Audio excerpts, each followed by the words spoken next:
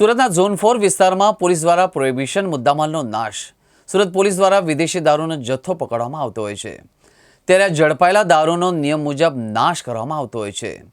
ત્યારે સુરત શહેરના ઝોન 4માં આવતા વિસ્તારમાંથી ઝડપાયેલા 83 લાખ રૂપિયાના વિદેશી દારૂના જથ્થાનો નાશ કરવામાં આવ્યો હતો.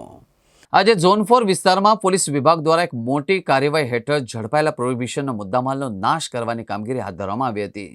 આ કાર્યવાહી તિરુપતિ સર્કલ પાસે સ્થિત પાયોનિયર ડ્રીમ સાથે સવારે 11 વાગે શરૂ કરવામાં આવી હતી. અવારનવાર દારૂ વિરુદ્ધ કરવામાં આવતી કાર્યવાહી દરમિયાન જપ્ત કરાયેલા મુદ્દામાલનો નિયમિત નાશ કરવામાં આવે છે.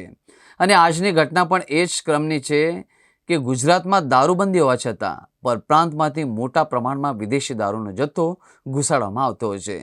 ત્યારે સુરત શહેરમાં દમણ, હરિયાણા, રાજસ્થાન, સેલવાસથી ગેરકાયદેસર રીતે દારૂ ઘુસાડવામાં આવતો છે. સુરત શહેરના ઝોન 4ના અઠવા લાઇન્સ, ઉમરા, ખટોદરા અને પાંડેસરા પોલીસ સ્ટેશન વિસ્તારમાંથી 83 લાખથી વધુનો વિદેશી દારૂ ઝડપાયો છે, જેનો આજરોજ પાંડેસરા ખાતે બુલડોઝર ફેરવી નાશ કરવામાં આવ્યો હતો.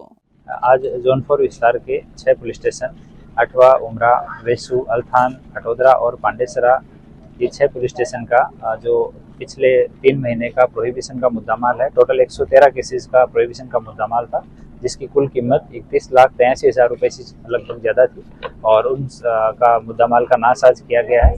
इसमें होम डिपार्टमेंट का जो प्रोसीजर एस्टेब्लिश किया हुआ है, उसके तहत यहाँ के विस्तार के दोनों SDM श्री, ACP श्री, आबकारी अधिकारी श्री, मामलादार श्री, इन सब की हाजिरी में ये मुद्दामाल का नाश किया गया है और प्रोसीजर के तहत सरकारी पंचों को, वीडियोग्राफर, इन सबको साथ रखा गया है और अभी ये कार्यवाही चल रही है.